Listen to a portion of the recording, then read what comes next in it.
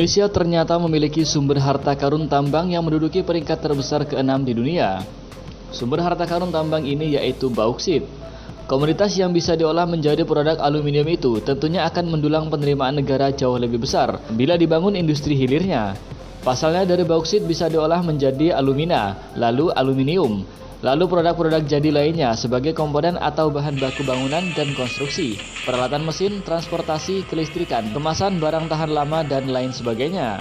Dengan memiliki cadangan bauksit terbesar ke-6 di dunia, Indonesia harus bisa memanfaatkan peluang ini seoptimal mungkin.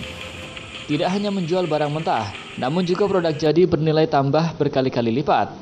Berdasarkan data Buklit Bauksit 2020, Kementerian Energi dan Sumber Daya Mineral mengolah data USGS Januari 2020, jumlah cadangan bauksit Indonesia mencapai 1,2 miliar ton atau 4% dari cadangan biji bauksit dunia yang sebesar 30,39 miliar ton.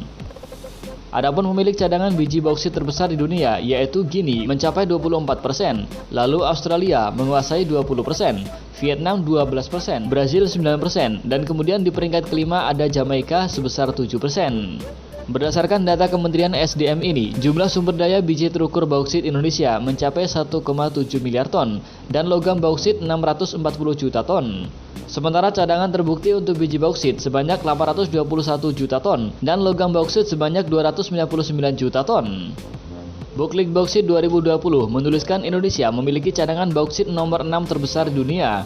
Artinya Indonesia berperan penting dalam penyediaan bahan baku bauksit di dunia. Direktur Pembinaan Program Minerba Kementerian Energi dan Sumber Daya Mineral, Sunundio Suryo mengatakan, saat ini baru ada 2 pabrik pengolahan bauksit menjadi alumina yang telah beroperasi. Adapun kapasitas input biji bauksitnya sebesar 4.564.000 ton per tahun. Lantas bagaimana dengan kedepannya? Terlebih Presiden Joko Widodo juga sudah menginstruksikan jajaran kabinetnya untuk membangun industri hilir tambang, tidak hanya nikel tapi juga bauksit.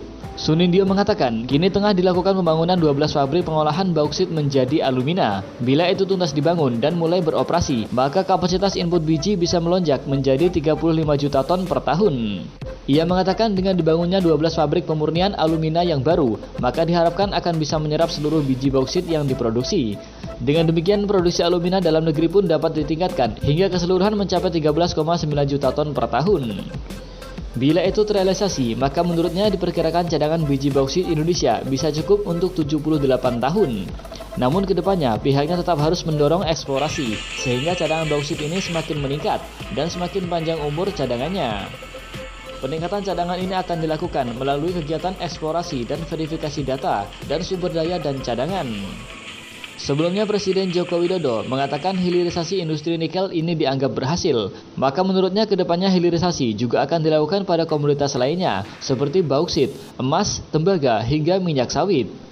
Ia mengatakan hilirisasi industri ini merupakan salah satu dari 3 strategi besar ekonomi negara di masa depan. 2 strategi besar lainnya yaitu digitalisasi UMKM dan ekonomi hijau.